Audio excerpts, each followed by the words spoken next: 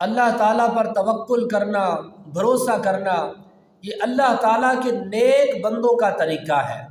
اور جو اللہ تعالیٰ کی ذات پر بھروسہ کرتا ہے، توکل کرتا ہے، تو اللہ تعالیٰ اسے وہاں سے رزق عطا فرماتا ہے جہاں اس کا گمان بھی نہیں ہوتا۔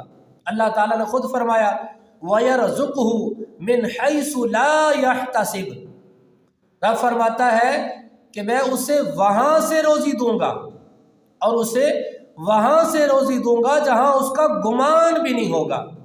وَمَن يَتَوَكَّلْ عَلَى اللَّهِ فَهُوَ حَسْبُهُ، فرمایا اور جو اللہ تعالیٰ پر بھروسہ کرے تو وہ اسے کافی ہے۔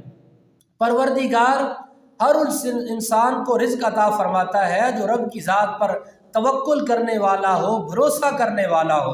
اور حدیث مبارکہ میں ہے، حضرت سیدنا فاروق اعظم رضی اللہ تعالی عنہ اس حدیث کے راوی ہیں، حضور نے ارشاد فرمایا کہ جو بندہ اللہ تعالیٰ کی ذات پر توکل کرے جیسا توکل کرنے کا حق ہے، تو اللہ تعالیٰ اس کو رزق عطا فرمائے گا جس طرح پرندوں کو رزق عطا کیا جاتا ہے۔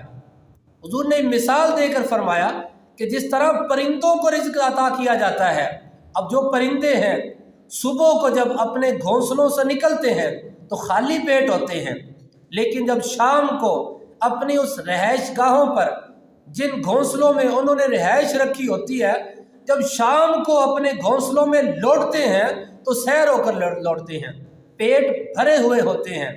تو حضور نے ارشاد فرمایا کہ اللہ تعالیٰ اس طرح اس کو رزق عطا فرماتا ہے جس طرح پرندوں کو رزق عطا کیا جاتا ہے۔ تو جو پروردگار پرندوں کو، جانوروں کو، بے زبانوں کو رزق عطا فرماتا ہے، وہی پروردگار انسانوں کو بھی رزق عطا فرماتا ہے۔ تو انسان کو بہت زیادہ لالچ میں نہیں پڑنا چاہیے۔ لالچی بندہ معاشرے میں بھی بدنام ہو جاتا ہے، معاشرے میں اس کی کوئی عزت نہیں رہتی۔